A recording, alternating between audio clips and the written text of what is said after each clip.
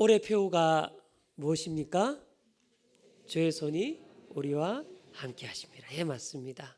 우리 말씀을 시작하면서 우리 오른손을 불끈 쥐시고 제가 주의 손이 하면 우리 성도님들은 우리와 함께 하심이라 이렇게 하겠습니다. 주의 손이 주의 손이 주의 손이 아멘이십니까? 앞뒤좌우로 인사하시면서 주의 손이 당신과 함께 하십니다. 축복하면 좋겠습니다. 아멘. 아멘입니다. 할렐루야. 이 은혜 주시는 줄로 믿습니다. 이 주의 손이 함께 한다는 고백이 담겨 있는 시편 139편은 정말로 깊이 있는 하나님이 어떤 분이신가를 드러내어주는 시편의 말씀이라고 할 수 있습니다. 하나님의 손인데 그냥이 아닙니다. 이 시편을 고백했던 다윗은 그 하나님의 손이 어떤 손인가를 크게 세 가지로 고백을 합니다. 근데 이게 굉장히 깊은 고백입니다. 첫째는 뭐냐? 바로 하나님은 전지하신 하나님이 되시고 하나님의 손은 전지하신 하나님의 손이 된다는 거예요. 근데 이게 왜 중요하냐? 하나님이 전지하시고 그분의 손이 전지하신 손이기 때문에 우리가 하나님의 인도하심을 받을 수 있다는 거예요. 우리가 하나님 인도하심을 받고 살 수가 있다는 겁니다. 여러분, 전지하시다는 것이 무엇입니까? 하나님이 모르시는 것은 없다는 것입니다. 다른 말로 omniscience, omniscient. 이게 무슨 말이냐? omni가 모든이라는 뜻이거든요. science가 사이언스에서 온 단어입니다. 그래서 하나님은 모든 지식, 모든 과학, 모든 것을 다 알고 계신다는 거예요. 모르시는 것이 없다는 겁니다. 여러분, 그래서 이 시편 139편이 어떻게 시작합니까? 1절 2절 말씀 합독해 봅니다. 여호와여, 주께서 나를 살펴보셨으므로 나를 아시나이다. 주께서 내가 앉고 일어섬을 아시고 멀리서도 나의 생각을 밝히 아시오며. 어떻게 시작합니까? 주께서 나를 아시는데 송구 영신 예배에서 언급한 것처럼 어느 정도 아시느냐? 오늘 말씀 보니까 나의 앉고 일어섬도 아시고 나의 생각도 아시고 3절에 보니까 눕는 것, 나의 길, 나의 행위도 아시고 4절 보면요, 나의 말, 나의 행위 모르시는 것이 없습니다. 그래서 6절에 보니까요, 하나님이 나를 아시는 이 지식이 너무 기이하다 이렇게 고백을 합니다. 여러분, 그런데 하나님이 나를 아시는 정도로 지금 이 시편이 끝납니까? 그렇지 않습니다. 시편의 말씀을 보면요, 하나님이 어느 정도를 아시느냐? 시편 147편 따로 띄워드리진 않겠습니다. 4절을 나중에 한번 보십시오. 하나님이 별들의 수요를 세시고 그리고 그 별들의 이름을 다 지으셨다 되어 있습니다. 여러분, 지금 과학이 많이 발달해도요, 우주에 존재하는 별들의 개수 모릅니다. 우주의 은하가 정확하게 몇 개가 있는지 모릅니다. 별들이 수천 개 속해 있고 수만 개 있는 이 은하가 수만 개, 수천 개, 수억 개 있는데 도대체 몇 개가 있고 그 이름이 뭔지 아무도 모릅니다. 그저 망원경으로 보고 우주에서 한번 찾아보는 정도로 이름 하나 짓는 정도이지 정확하게 몇 개인지 모르고 그 이름이 뭔지도 모릅니다. 근데 하나님 뭐라고 하십니까? 별들의 숫자도 알고 계시고 그 이름도 알고 계신다.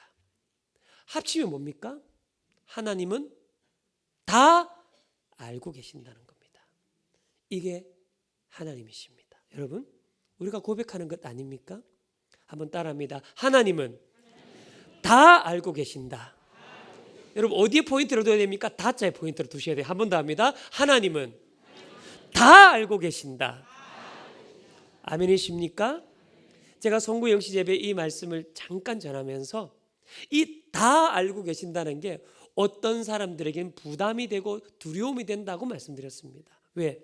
숨길 게 많고 은밀한 게 많은 사람일수록 하나님이 다 알고 계신다는 게 부담이 된다고 말씀드렸어요.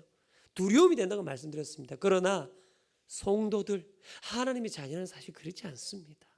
하나님이 다 알고 계신다는 게 위로가 됩니다. 오히려 능력이 됩니다. 소망이 되는 것입니다. 길이 되는 것입니다. 여러분, 제가 이 말씀 묵상하면서 다 알고 계신다는 것이 왜 우리에게 능력과 소망이 되는가? 제가 묵상한 문구를 한번 적어봤습니다. 화면을 한번 보시죠. 하나님은 우리의 문제를 아실 뿐만 아니라 그 문제의 해결책도 아십니다. 아멘이십니까? 또요, 하나님은 우리의 상처를 아실 뿐만 아니라 그 상처를 치유할 방법도 아십니다. 또 있습니다. 하나님은 우리의 기도를 아실 뿐만 아니라 그 기도를 응답할 때도 아십니다. 마지막은 같이 합독합니다. 모든 상황을 아실 뿐만 아니라 합력하여 선을 이루시는 법을 아십니다. 아멘이십니까? 모든 상황을 알고 계신 하나님께서는 그 상황을 합력하여 선을 이루시는 방법과 길도 알고 계시는 줄로 믿습니다. 그러니 성도에게는 하나님이 다 아신다는 능력이 됩니다. 저는 이것이 여러분의 올 한 해의 능력 되기를 주님의 이름으로 축복합니다. 제가 교회에 부임하게 되면서요, 원로 목사님께서 많은 것을 제게 물려주셨습니다. 그 중에 하나가 있다면 목사님이 그동안 심우하셨던 장소 목양실을 제게 물려주셨습니다. 제게는 과분하고 큰 감사라고 생각합니다. 근데 더 감사한 것은 목사님이 목양실만 물려주신 것이 아니라 목양실에서 그동안 오랫동안 모으시고 또 보셨던 수많은 책들입니다. 정말 수많은 책들입니다. 보시면 깜짝 놀랄 정도의 양입니다. 그 책도 제게 물려주셨습니다. 그래서 더 감사하고 고맙습니다. 여러분, 근데 제가 한 날 시간을 내어서 이 책들이 무슨 책이 있는가 쭉 한번 둘러보다가 제 눈에 확 띄게 된 책 한 권이 있었습니다. 그 책이 뭐냐면 바로 이 책입니다. 여러분, 이 책의 제목이 보이시지 않을 것 같아서 제목만 따로 띄워드렸습니다. 제목이 이렇습니다. 왜 목사가 되려 하는가? 어떻게 목회를 하려 하는가? 제가 왜 이 책이 눈에 띄었냐면요, 제가 충정교회 부임을 앞두고 또 목회를 앞두고 하나님 앞에 기도하고 엎드리면서 하나님께서 읽게 하셨던 책 중에 하나가 바로 이 책이기 때문입니다. 근데 이 책을 읽는데 제 마음속에 아주 깊이 다가오게 된 문장들이 있고 문구가 있습니다. 제가 한번 읽어드릴 테니까 눈으로 한번 보십시오. 당신이 새로운 사역지에 오기 전에 하나님께서는 그곳에서 오랫동안 일하고 계셨다. 그러므로 새로운 사역지에 보내는 첫 해에는 하나님께서 이곳에서 오랫동안 해오신 일들을 분명히 볼 수 있기를 기도해야 한다. 제가 이 문구를 읽는데요, 마치 천둥 소리와 같은 하나님 음성이 제게 들리는 것 같더라고요. 아, 내가 이곳에 오기 전에 이미 하나님은 80년을 넘어서 일하고 계셨구나.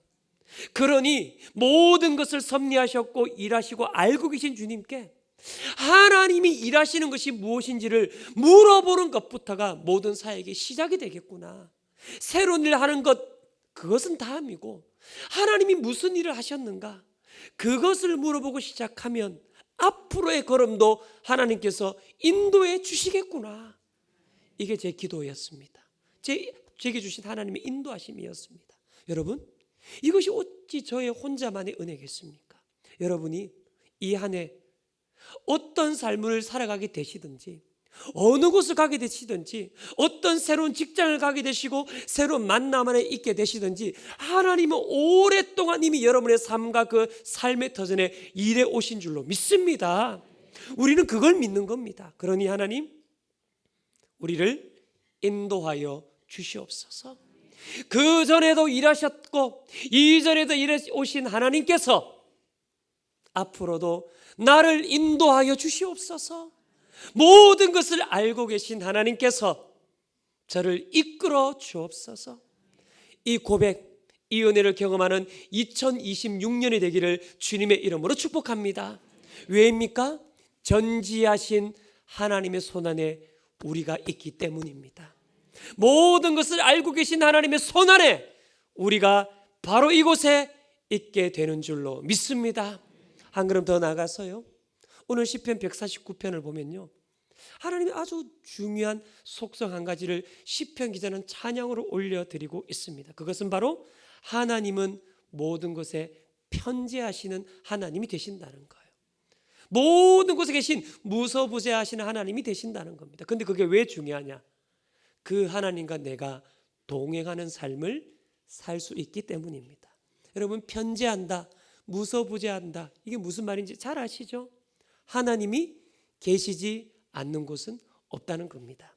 문구 띄워주십시오. omnipresence. omnipresence.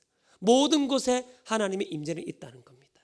내가 어디를 가든지 하나님의 임재는 결코 내가 벗어나지가 않는다는 거예요. 그래서 오늘 시편은 뭐라고 고백합니까? 7절 8절 말씀 함께 합독합니다. 내가 주의 영을 떠나 어디로 가며 주의 앞에서 어디로 피하리이까? 내가 하늘에 올라갈지라도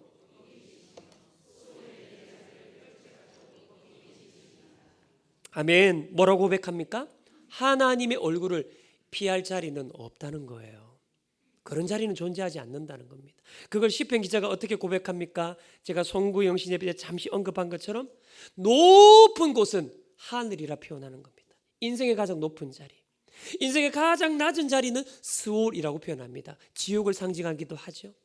내 인생의 높은 자리를 가고 낮은 자리로 갈지라도 그것은 하나님으로부터 그 손으로 벗어나는 자리가 아니다는 거예요. 여러분 9절 보면요, 새벽 날개를 치며 내가 바다 끝에 간다고 말합니다. 유대인들에게 바다 끝은요 모험의 장소입니다. 두려움의 장소예요. 그런데 특별히 바다 끝은 제가 언급한 대로 벼랑 끝이라고 생각해요. 낭떠러지라고 생각했습니다. 그러니까 다시 말하면 바다 끝에 간다는 건 인생이 낭떠러지로 갔다 그 말입니다. 그런데 인생이 낭떠러지로 갈지라도 그곳에 누가 계신다는 겁니까, 여러분? 하나님이 계신다는 거예요. 여러분 이걸 놓쳐서는 안 됩니다. 성경은 이걸 끊임없이 강조합니다. 여러분의 인생, 우리의 인생, 그리고 모든 믿음의 선진들의 인생이 낭떠러져 있어도 그곳에도 하나님은 계신다는 거예요. 그걸요 예레미야가 똑같이 고백합니다. 많은 고백이 많습니다. 예레미야 23장 24절 여호와의 말씀이니라 사람이 내게 보이지 않으려고 누가 자신을 은밀한 곳에 숨길 수 있겠느냐. 같이 합독합니다. 여호와가 말하노라 나는 천지에 충만하지 아니하냐. 나는 천지에 어떻게 해요? 충만하지 아니하냐. 하나님은 온 땅에 계신다는 거예요. 그게 높은 하늘이라도 낮은 수월이라도 낭떠러지와 같은 바다 끝일지라도 그곳에는 하나님이 충만히 거하고 계시고 우리 인생도 마찬가지인 줄로 믿습니다. 그걸 지금 계속해서 강조하면서 그걸 극적으로 보여주는 게 뭐였냐? 10절의 말씀, 오늘 우리가 붙들고 있는 이 안의 약속의 말씀, 거기서도 주의 손이 나를 인도하시며 주의 오른손이 나를 붙드시리이다. 그걸 극적으로 보여주는 말씀이 바로 이겁니다. 여러분 근데요 여기서 고백할 때 주의 손 할 때 이 손이란 단어를 유심하게 볼 필요가 있습니다. 성경에서 보면요 손이란 단어는 화면을 보시면 야드라는 단어입니다. 야드, 손. 딱 두 히브리 알파벳으로 이루어집니다. 근데 제가 보면 이 야드라는 두 알파벳 보면 그 안에 앞에 있는 자에다 제가 파란색을 해두었습니다. 이 파란색에는 히브리 알파벳으로 요드라고 부릅니다. 요드. 보통 목사님들이 신학교에 가면 제일 처음 배우는 것 중에 하나가 헬러 히브리 알파벳부터 외우거든요. 그 알파벳 하나가 이 요드라는 파란색이 있는 그 요드입니다. 근데 히브리에는 몇 가지 특징이 있는데 그 중에 하나가 뭐냐? 상형 문자로 만들어진 문자가 많습니다. 특별히 이 요드, 파란색 돼 있는 이 요드라는 알파벳은 손을 보고 만든 문자입니다. 손. 그러니까 야드라는 단어도 손이라는 뜻도 있지만 저 파란색 되어 있는 요드라는 알파벳에도 손이라는 의미가 담겨져 있습니다. 근데 이 요드라는 알파벳이 쓰여지는 매우 중요한 단어 하나가 있습니다. 그게 뭐냐? 다음 화면을 보십시오. 바로 여호와라는 단어입니다. 히브리어는 오른쪽부터 읽잖아요. 오른쪽부터 읽습니다. 근데 이 여호와라는 단어, 야훼라는 단어에 제일 앞에 뭐가 있느냐? 방금 설명대로 요드가 있습니다. 요드는 손이라는 뜻도 있죠. 근데 그 뒤에 있는 알파벳 하나 아니고 다 뜻이 있습니다. 한번 넘겨주시면요 이런 뜻입니다. 자, 요드는 뭡니까? 손이라는 뜻이고 뒤에 있는 네모난 것은 해입니다. 해, 발음으로. 근데 이게 무슨 뜻을 가지냐? 보다라는 뜻, 눈이라는 뜻을 가지고 있습니다. 그리고 세 번째에 있는 길쭉하게 생긴 이 문자는 어떤 뜻이냐? 바보인데 무슨 모양을 하고 있느냐? 못을 상징하고 있습니다. 그리고 마지막은 해 또 보다는 겁니다. 이걸 합치면 손을 보아라, 못을 보아라. 여러분, 손을 보아라, 못을 보아라. 누가 떠오르십니까? 그렇죠. 여호와 하나님의 이름 안에 예수 그리스도의 이름이 담겨져 있습니다. 여호와 하나님, 구약의 백성들은 그 이름을 부르지도 못했습니다. 사실 안 돼서 아도나이라 부르고, 정확하게 이 발음이 뭔지 지금도 남겨지죠. 왜? 제대로 부르지를 못해서. 그런데 그 여호와 하나님의 이름 안에는 손을 보아라, 못을 보아라, 예수님의 이름이 담겨져 있다는 겁니다. 여러분, 우리가 주님과 동행한다는 삶이 무엇입니까? 바로 예수님을 떠올리며 살아가는 삶입니다. 예수님을 생각하며 살아가는 삶입니다. 예수님을 기억하고 사는 그 삶이 주님과 동행하는 삶이요, 그 삶이 복된 삶이라는 것입니다. 여러분, 우리 하나님이 어떤 섬김을 받으십니까? 예수님을 생각하며 하는 섬김은 우리 주님이 받으시는 줄로 믿습니다.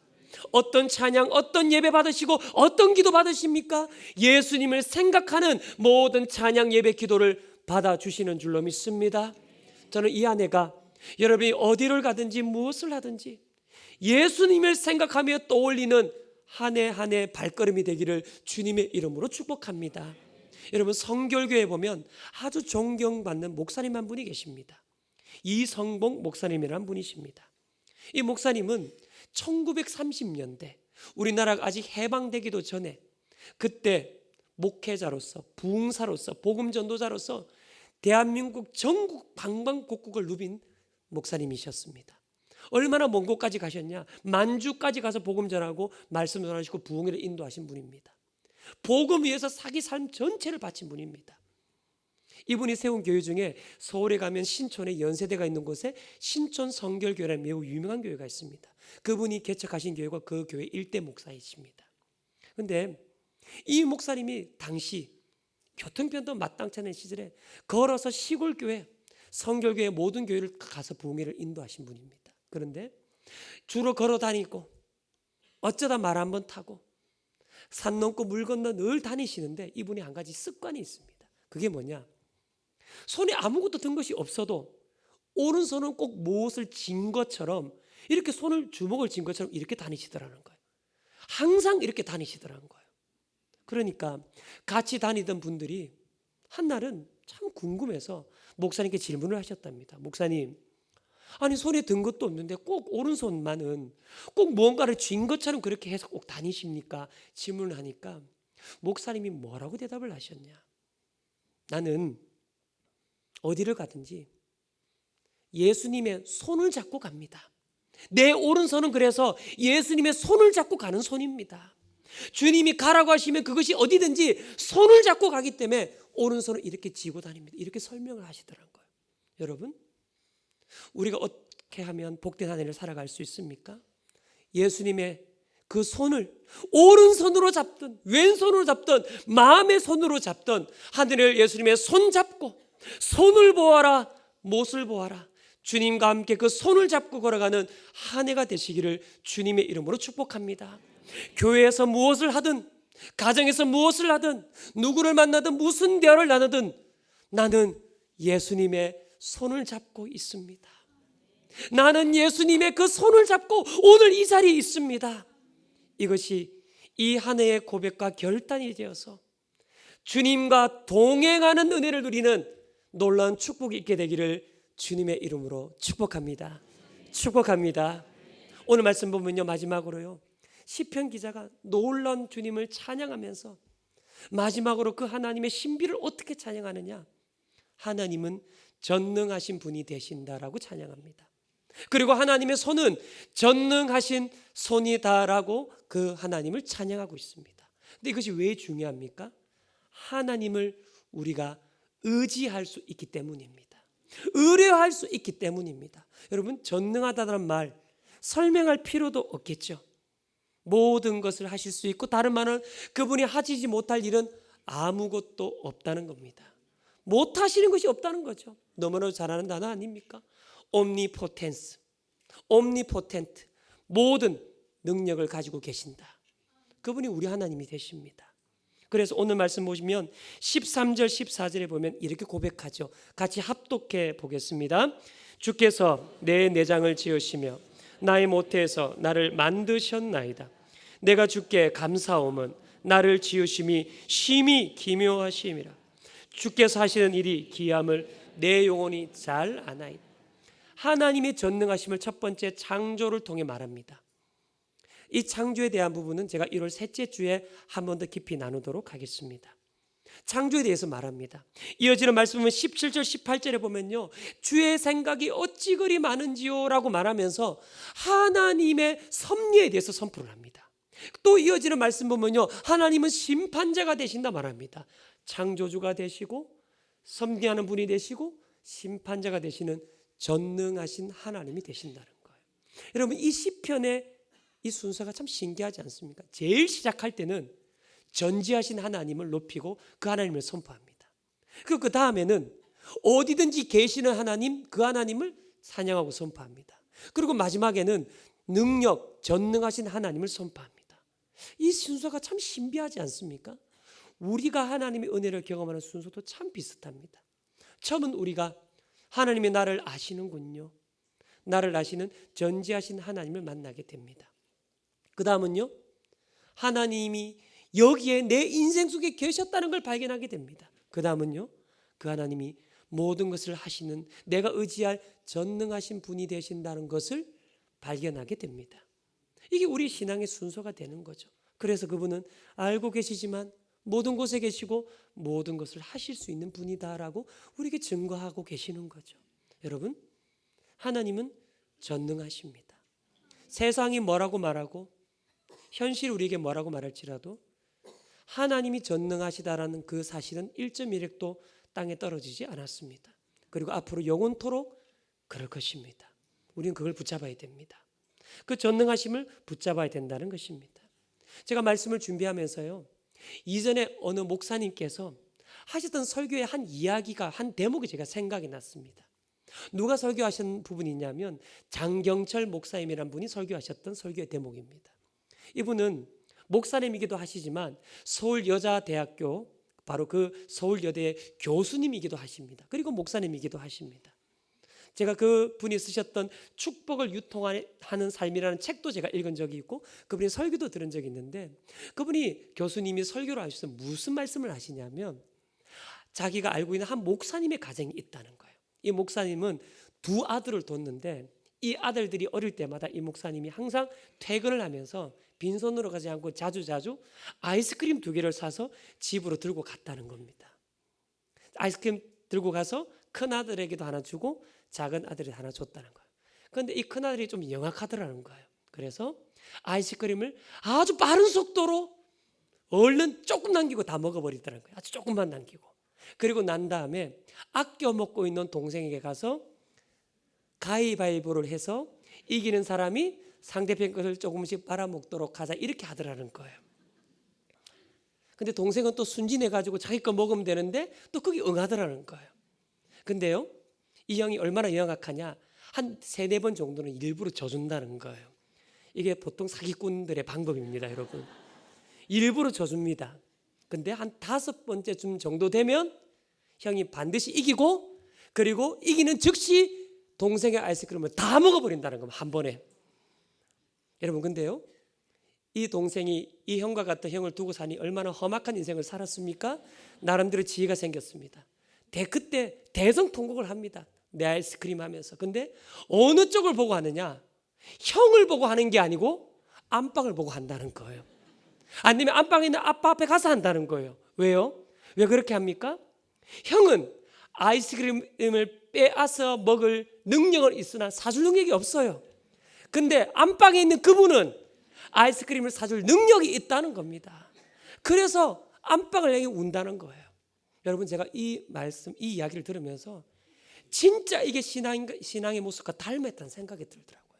여러분, 우리가요, 살아가다 보면 나를 안 되게 하는 사람 너무 많습니다. 나를 넘어뜨리는 사람 너무 많습니다. 시기하는 사람 많고요, 낙심하게 하려는 사람 생각보다 참 많습니다. 찾아볼 필요도 없습니다. 당장 여러분의 머릿속에 떠오를 겁니다. 근데요, 우리도 모르게, 나도 모르게 자꾸 나를 넘어뜨리고 나를 낙담하게 하는 사람 앞에서 울고 있는 삶을 살아갈 때가 많습니다. 그건 결코 바람직한 삶이 아닙니다. 그 사람을 원망하느라 삶을 잃어버리게 될 때 내 삶을 스스로 무너뜨려 버릴 때가 많다는 거예요. 여러분, 사무엘상 1장을 보십시오. 한나와 부인나 얘기가 등장을 합니다. 같은 집안의 두 아내입니다. 한나는 자식이 없고 부인나는 아들을 놓았습니다. 어떻게 합니까? 부인나가 끊임없이 한나를 격동하게 합니다. 삶을 흔들어 버립니다. 정말로 무너지게 만듭니다, 한나를. 근데 한나가 어떡합니까? 부인나 앞에서 웁니까? 그거를 원망하고 계속 그 사랑에 머물러 있습니까? 그렇지 않죠. 누구 앞에 나가서 웁니까? 하나님 앞에 나가서 울었다는 거예요. 하나님 앞에 나가서 울었다는 겁니다. 그러니 하나님이 한나의 기도를 들어주신 줄로 믿습니다. 그의 기도를 들어주심으로 그의 기도만 응답하신 게 아니라 이스라엘 역사 가운데 새로운 역사를 써내려갈 하나님의 사람을 그 백성 가운데, 그 가정 가운데 보내주셨다는 겁니다.